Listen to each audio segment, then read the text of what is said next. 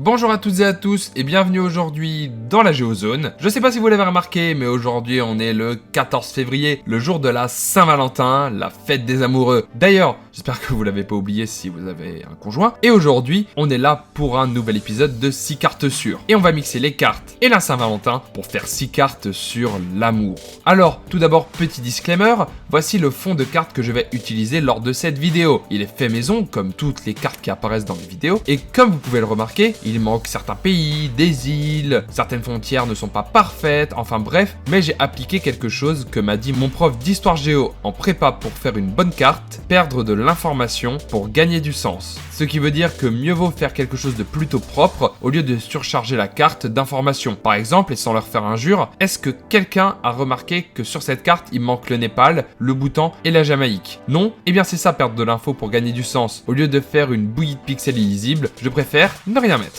Et aussi sur les 6 cartes que vous allez voir, quand un pays est laissé en blanc, c'est qu'il n'y a pas d'infos le concernant à ce sujet. J'espère qu'après ces petites informations, vous êtes prêts parce que c'est parti. Pour la première carte, on va parler de quelque chose qu'il faut avoir pour fêter la Saint-Valentin. Je parle de trouver l'amour. Et pour ça, vous avez plusieurs choix, dont celui le plus prisé de tous aujourd'hui est les applications de rencontres. Il en existe une myriade, dont certains sont mondialement connus, et cette carte représente les applications de rencontres les plus utilisées par pays. En rose, c'est celui le plus utilisé en France, mais aussi aux USA, en Inde et en Australie. Je parle bien sûr de Tinder. Mais son concurrent international le plus sérieux, c'est le plus populaire dans les pays en violet. Je parle de Badoo, qui est pourtant pas trop utilisé en France, mais qui a de nombreux adeptes en Amérique latine, en Afrique du Sud ou en Indonésie. La troisième application est très populaire dans les pays germanophones, et ceux qui sont depuis longtemps sur YouTube la connaissent. Je parle évidemment de Lovo, qui avait tenté une percée sur le marché français en 2013 sans grande réussite. Et enfin, la dernière application est russe. Et ce qui est marrant, c'est qu'elle est aussi hyper populaire en Égypte, et c'est Frime. Bon, je vous avoue que celle-là, je la connaissais pas avant de faire cette vidéo. Alors certains pourront dire qu'au Japon, en Corée et en Chine, ils utilisent aussi des applications de rencontres. Et oui, c'est le cas, mais j'ai pris le parti d'inscrire sur cette carte les applications qui sont présentes dans au moins 2 pays différents. Pour la deuxième carte, je vais vous poser une question. Pourquoi on cherche l'amour? Eh bien pour se sentir aimé tout simplement. Cette carte représente le pourcentage par pays de personnes qui se sont senties beaucoup aimées hier. La dénomination est assez compliquée pour quelque chose de très simple. En rouge foncé, c'est les pays où plus de 76% de la population a dit s'être senti aimé des autres hier, que ce soit par ses proches ou par sa copine. Et parmi ces pays, on peut monter jusqu'à plus de 86%, comme au Paraguay ou en Hongrie. En rouge un peu plus clair, c'est les pays où entre 75% et 56% de la population se sentait aimée hier. Et là, on trouve la France, l'Allemagne et la Chine. En bleu clair, c'est les pays où seulement entre 55% et 36% de la population se sentait aimée la veille, dont le Maroc, désolé les potes, mais aussi certains pays de l'ex-URSS comme la Russie, les pays baltes ou le Kazakhstan. Et enfin, en bleu foncé, c'est les pays où moins de 35% de la population se sentait aimée hier. On trouve parmi ceux-là l'Arménie, l'Ouzbékistan, le Kirghizistan, dont j'ai déjà parlé dans un épisode du World Tour qui apparaît en haut à droite si vous l'avez pas encore vu, et la Mongolie. On voit bien que les pays dans lesquels les habitants se sentent le moins aimés des autres sont surtout d'anciens pays membres de l'URSS. Coïncidence? Je ne crois pas. Pour la troisième carte, on va parler de quelque chose qui arrive souvent quand on est en couple, les rapports sexuels. Ça peut arriver lorsque vous êtes avec quelqu'un, et même avant le mariage parfois, mais pas dans tous les pays. Et oui,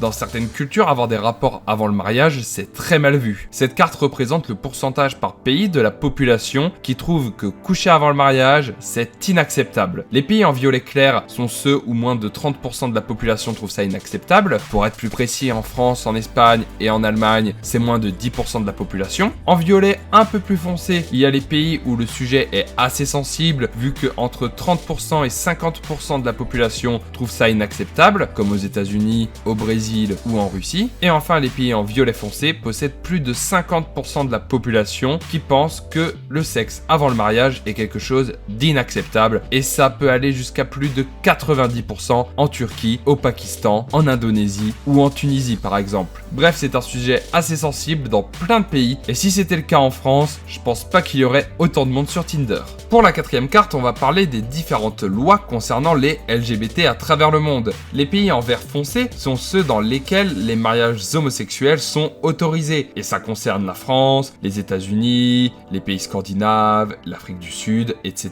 etc. En vert clair, c'est ceux où les pax homosexuels sont autorisés, comme en Australie, en Allemagne ou au Chili, en sachant que par exemple, l'Australie n'autorise pas le mariage homosexuel, mais elle autorise l'adoption par les couples homosexuels, contrairement à la France. En jaune, c'est les pays où l'homosexualité n'est pas pénalisée au sens judiciaire du terme. Attention, ça ne veut pas dire que c'est quelque chose de bien vu, bien au contraire. Par exemple, les Russes, les Chinois ne sont pas toujours très tendres avec les homosexuels. En rouge clair, c'est les pays où les homosexuels peuvent être poursuivis en justice et condamnés à de la prison. En Inde, en Tanzanie, en Éthiopie et en Malaisie, les homosexuels risquent entre 14 ans et la prison à perpétuité. Et enfin, vous vous en doutez, en rouge foncé, c'est les pays où les homosexuels peuvent être condamnés à la peine de mort. Elle est implémentée dans la loi au Soudan, en Arabie Saoudite, au Yémen, en Irak et en Iran. Pour vous rassurer, les homosexuels sont protégés dans 85 pays et reconnus dans 47. Pour la cinquième carte, on va parler d'un sujet assez sensible, le mariage. Aujourd'hui, dans plein de pays, le mariage est désacralisé et devient presque has-been. Mais pourtant, ça reste le meilleur moyen d'inscrire une relation dans le temps. Surtout que dans certains pays, pas de divorce, donc tu te lies à la personne à vie.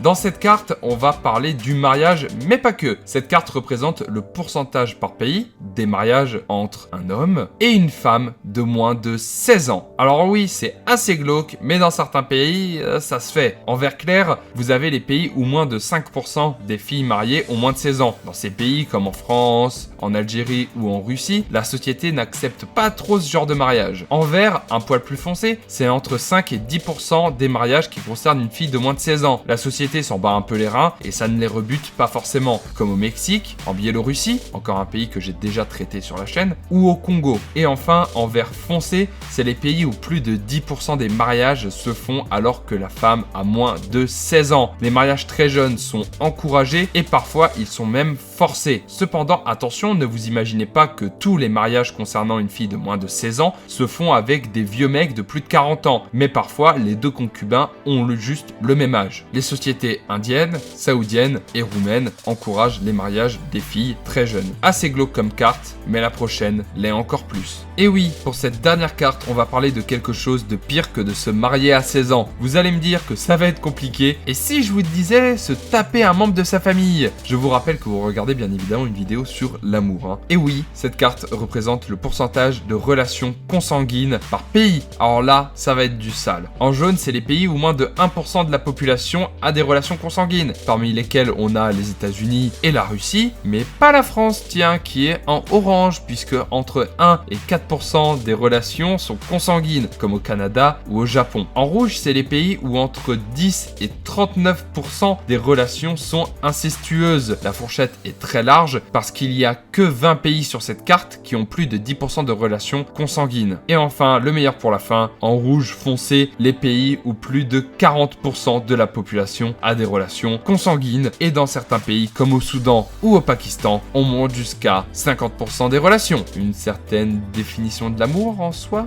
Voilà, cette vidéo se termine déjà. Elle avait commencé avec des choses assez soft pour finir dans l'amour des mineurs et de sa propre famille. Dommage qu'il n'y ait pas une carte des mariages consanguins comportant une fille de moins de 16 ans. Enfin bref, j'espère que cette vidéo vous aura plu. Si c'est le cas, lâchez un gros pouce, abonnez-vous et partagez la vidéo à vos amis pour qu'ils sachent qu'en France, il y a entre 1 et 4% des relations amoureuses qui se font au sein d'une même famille. Et n'hésitez pas à fouiller dans la description pour trouver mon Utip pour financer la chaîne, ainsi que mon Twitter et le lien de mon serveur Discord. À la prochaine dans la Géozone. Ciao!